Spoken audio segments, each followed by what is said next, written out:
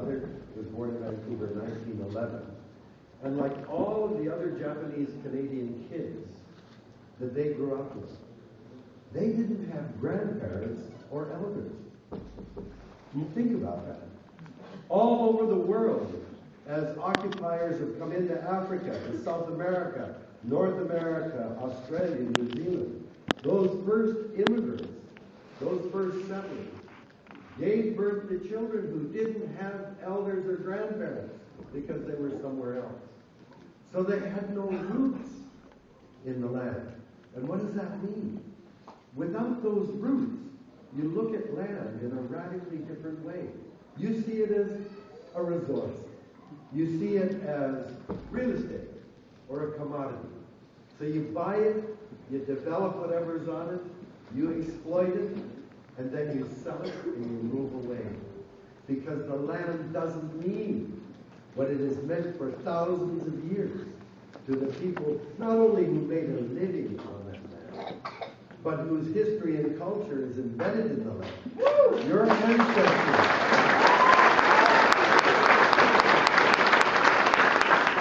Your ancestors are buried in the land. The land is sacred. You don't treat the land the way that now the dominant society is treating it. Because that bears the bones of your ancestors, and it's where you will go and connect to all the future generations.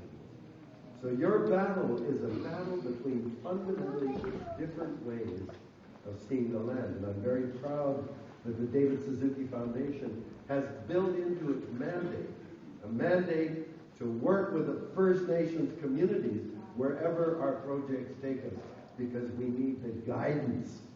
We need that sense of connection that we in the dominant society have lost. Let me show you the kind of experiences that gave me the insight into the different values. Years ago, in British Columbia, the battles that I've been involved with initially, environmental, have been over forests. And years ago, we decided to do a 2-hour special on forestry. So we arranged with McMillan Waddell to interview 3 loggers on Vancouver Island. We drove up. The loggers were expecting us. They saw our truck drive up, and as we got out of the cameras, they came out of the woods, and they were cussing us out, you goddamn environmentalists, you know, we're just trying to make an honest living, and we argued, and it was great television. But at the end of this exchange, I said, you know, I don't know a single environmentalist who is against logging. What we want to do is to be sure that your children and grandchildren will be able to log forests, and that was their primary concern, even though they knew the forest was vanishing. Whereas my perspective was, that forest is worth protecting and preserving. That forest is the source in the long run of so many things that are important to us. We want to protect the forest. And it's possible to log it if you do it the right way. But clear-cut logging was not on the agenda for us. But you see, we were arguing 2 totally different things. And I saw why there was this clash. When, again, many years ago, the Stein Valley in the interior of British Columbia, the entire valley, the logging rights to the Stein Valley, were given by the BC government to a company called Fletcher Challenge with its headquarters in New Zealand. And the Lytton Indian band came to me and said, would you help us fight against Fletcher Challenge, because that is our sacred valley and we don't want any logging in it. So I said, okay. But first, before I start, I want to see what is the forest like. So I took my family and we went camping in the Stein Valley for a week. I'm sure it is a magnificent valley, and we fished, caught salmon, and we had a wonderful time. We were coming back up, and at the trailhead, we meet a party of people. And it was clear they weren't going camping because the women had high heels, the men were all dressed in suits and ties. But you know, when you meet people on the trail, you start talking to them. And right away I realized, oh my God, this is the CEO of Fletcher Challenge, the company that's going to log it. And very quickly he realized, oh my God, this is that shit disturber, David.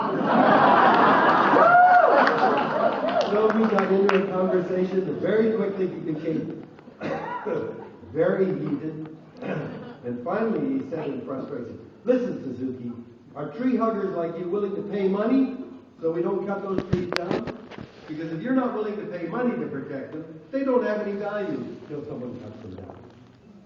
And that for me was a great insight, because I realized he was absolutely right. You see, in his economic system, he could see that those trees would give him this many jobs, this much profit, this many cubic meters of wood for pulp, this many board feet of lumber. He could just document all of that and see the value of the forest.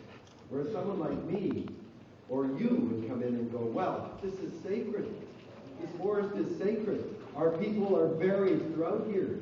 Our people fought a great battle with a neighboring tribe 200 years ago. That's a sacred site. We come here every year to pick the berries along the bushes over there. Salmon spawn in the rivers here. The forest helps to protect them. All of those things that we value have no worth in the economic system. Economists call those externalities. Those trees are taking carbon dioxide out of the air, putting oxygen back into it. Not a bad service for an animal like us. If all the green things on land and in the oceans weren't doing those things, we wouldn't be here. And economists consider those irrelevant to our economic system. So you see that most people are caught up in that economic system. That's exactly the battle that you're having here. The economy and people want to extract every bit of money that they can out of Mother Earth. And that obliterates any other values that we might have or different perspective on it.